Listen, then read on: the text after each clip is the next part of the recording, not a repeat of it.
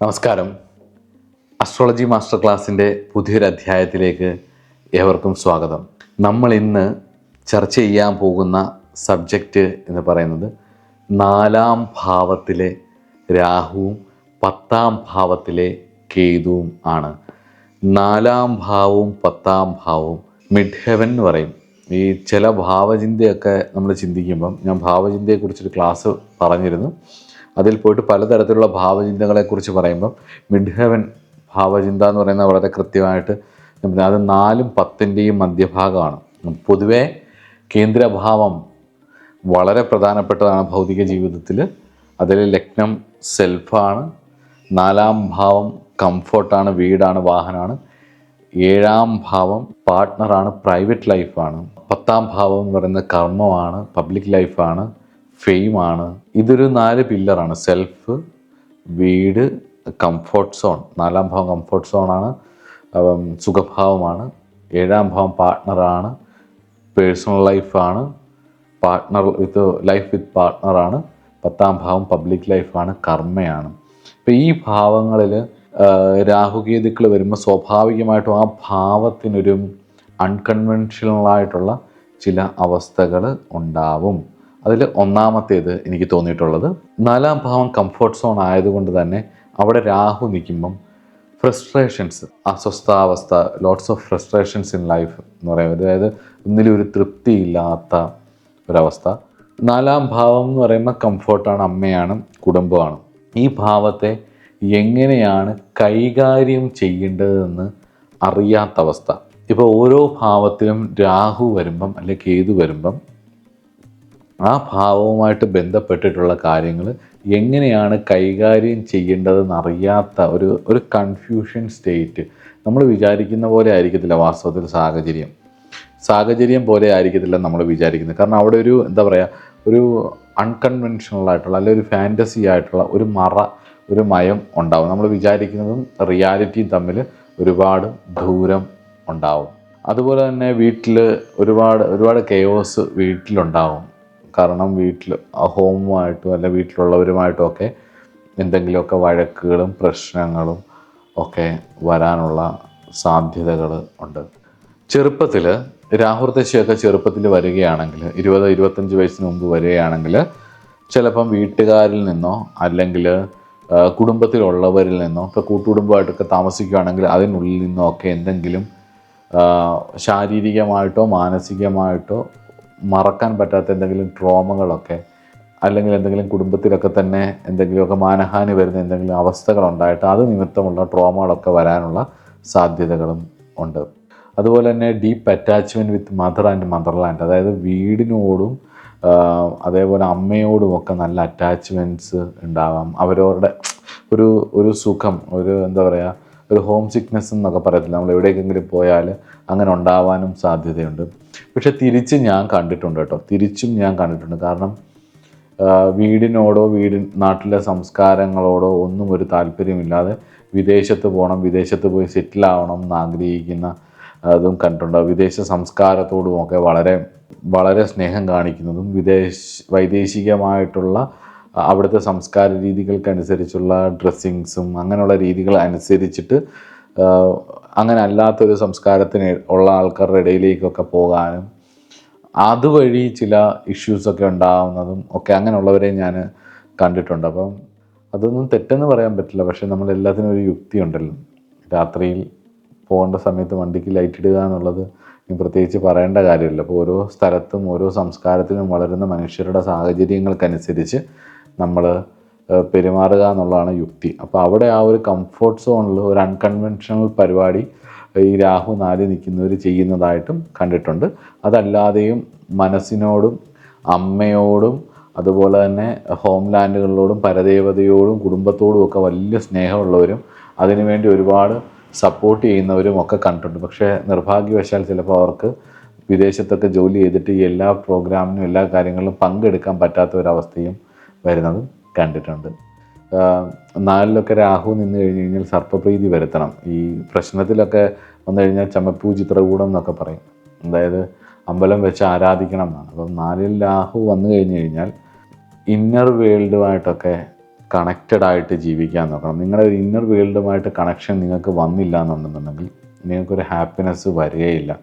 കാരണം ഒരു സാധന, ഒരു ആന്തരിക സാധന, ഇപ്പോൾ കുണ്ടലിനി യോഗ പോലുള്ള സാധനം ഒക്കെ ചെയ്താൽ, സർപ്പപ്രതിഷ്ഠ പോലെ തന്നെയാണ്, അപ്പോൾ അതൊക്കെ ചെയ്താൽ, അങ്ങനെയൊക്കെയുള്ള സാധനങ്ങൾ ചെയ്താൽ, സർപ്പാരാധനകൾ നടത്തിയാൽ, അതുപോലെ ഒരു ഇന്നർ സാധനം നിങ്ങളുടെ ഇന്നർ വേൾഡുമായിട്ടുള്ളൊരു കണക്ഷൻ നിങ്ങൾക്കുണ്ടായാൽ നിങ്ങൾക്ക് ഒരുപാട് സമാധാനവും സന്തോഷവും പിന്നീടുള്ള കാലയളവിൽ കിട്ടുന്നതായിട്ടും കണ്ടിട്ടുണ്ട്. അതുപോലെ തന്നെ 4 രാഹു നിൽക്കുന്നവർക്ക് രാഹു ദശയിൽ കുറച്ച് പെയിനുകൾ, അസുഖങ്ങൾ, ഇന്നർ വേൾഡുമായിട്ട് ബന്ധപ്പെട്ട് കുറേ അസ്വസ്ഥതകളൊക്കെ ഉണ്ടാവുമെങ്കിലും വണ്ടി, വാഹനം, സാമ്പത്തികം ഇതൊക്കെ കൊടുക്കുന്നതും കണ്ടിട്ടുണ്ട്.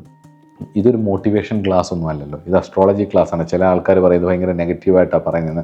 ഇത് മോട്ടിവേഷൻ ക്ലാസ് അല്ല. നമുക്ക് വ്യാഴത്തെക്കുറിച്ച് പറയുന്ന കാലഘട്ടത്തിൽ ഹീലിംഗ് കാര്യങ്ങളും മോട്ടിവേഷനെ പോലെ നമുക്ക് സംസാരിക്കാം.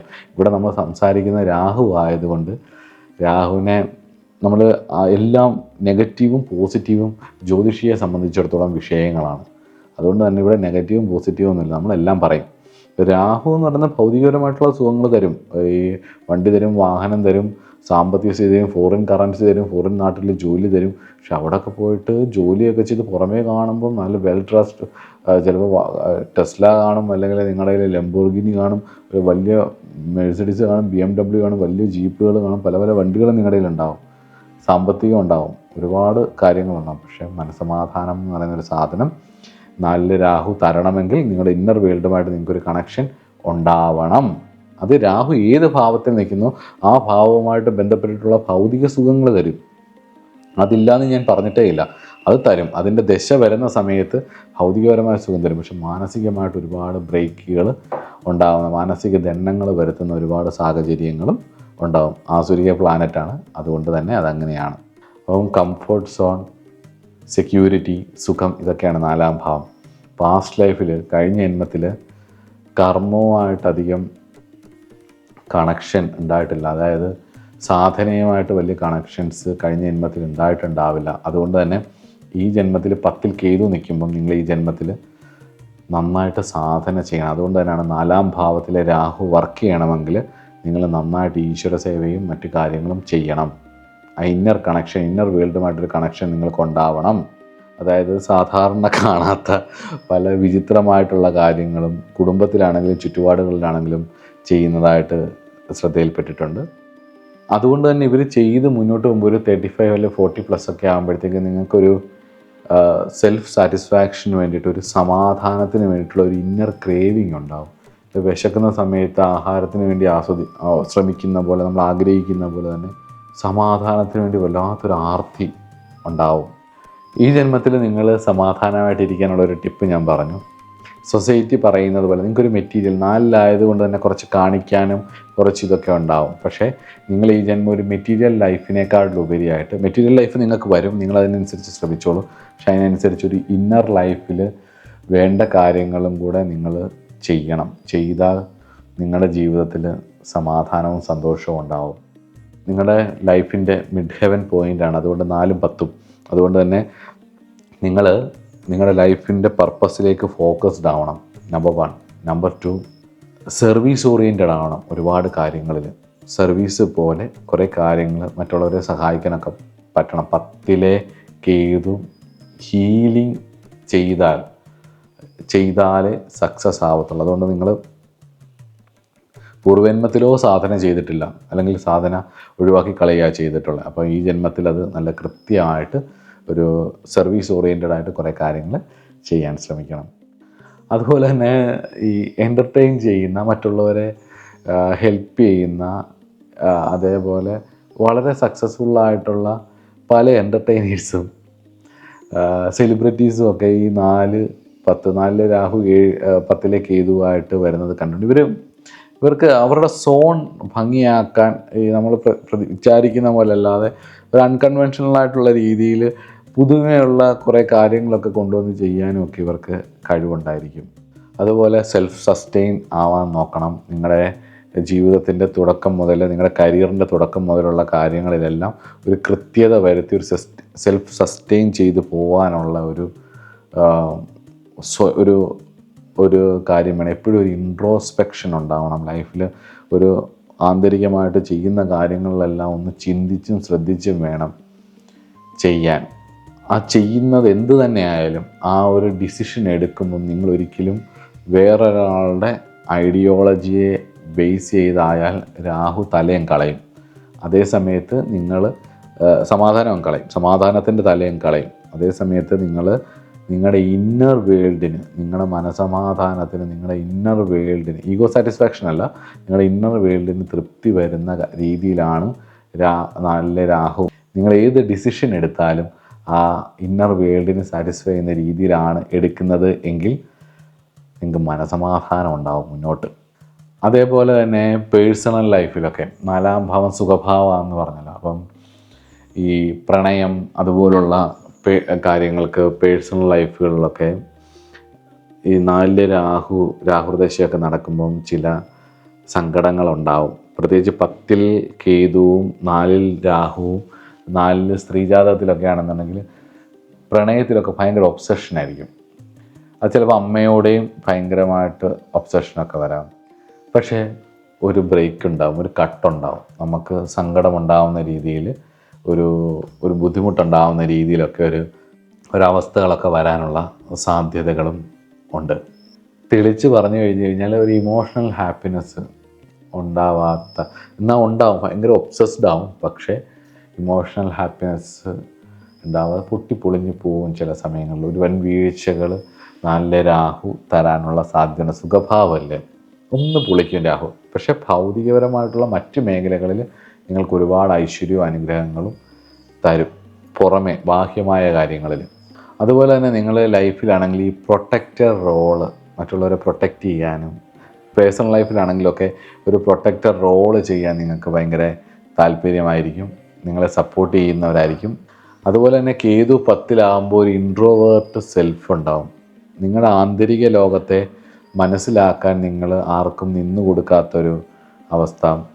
അതുപോലെ തന്നെ ലൈഫിൽ ഒരുപാട് സാമ്പത്തികപരമായിട്ടുള്ള കാര്യങ്ങൾ നേടിയാലും ഒരു ഡിറ്റാച്ച്മെൻറ്റ് അവസ്ഥ പലതിനോടും.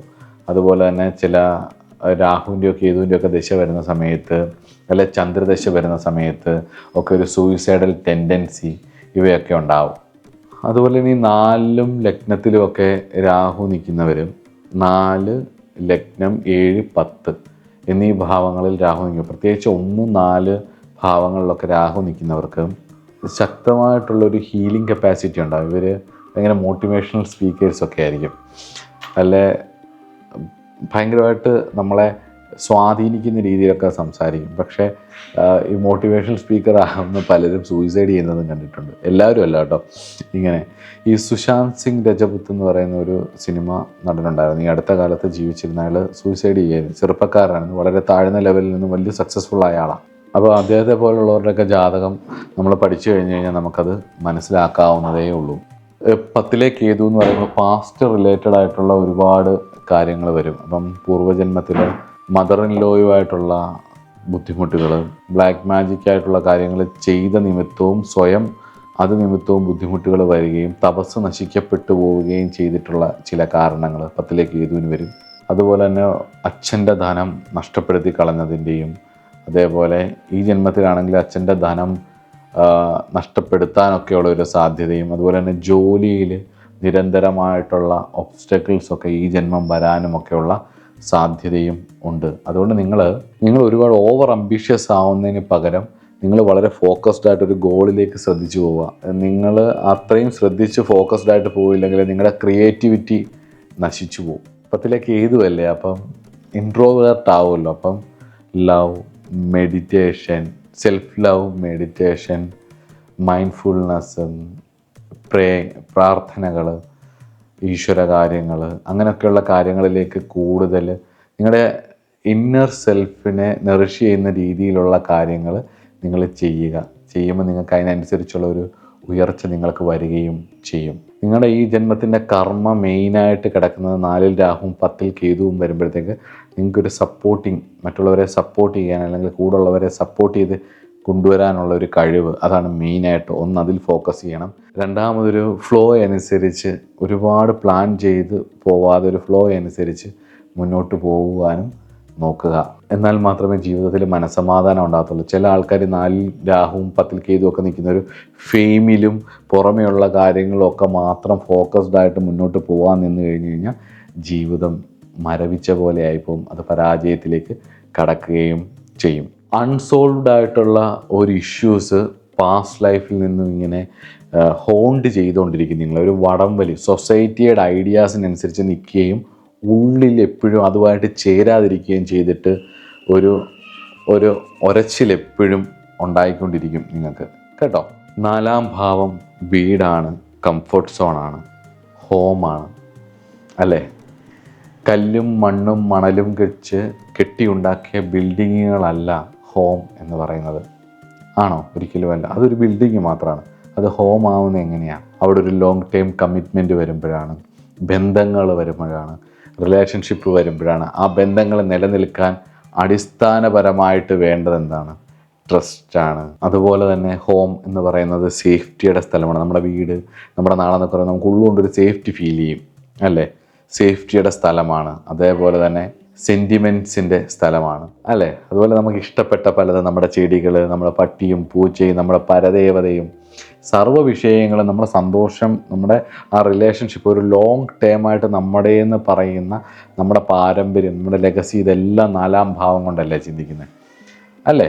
അപ്പം അവിടെയാണ് രാഹുവും 10 കേതുവും നിൽക്കുന്നത്. അപ്പം നമ്മൾ ചിന്തിക്കേണ്ടത് എന്തായിരിക്കും? നമ്മൾ ആ ഒരു സപ്പോർട്ടീവായിട്ട് പൂർവ്വജന്മത്തിൽ ചെയ്യാൻ പറ്റാതെ പോയ നമ്മുടെ കർമ്മത്തിൽ നമ്മൾ സപ്പോർട്ടിങ് ആയിട്ടുള്ള കാര്യങ്ങൾ ഈ ജന്മം നമ്മൾ ചെയ്യുകയും നമ്മളെപ്പോഴും ആത്മാർത്ഥമായിട്ടിരിക്കാൻ ശ്രമിക്കുകയും ചെയ്യണം. കാരണം എന്ന് വെച്ച് കഴിഞ്ഞാൽ നമ്മുടെ ഹോം 4-ാം ഭാവമാണ് രാഹു, 10-ാം ഭാവം കേതുവാണ്, കർമ്മവും ഹോമും.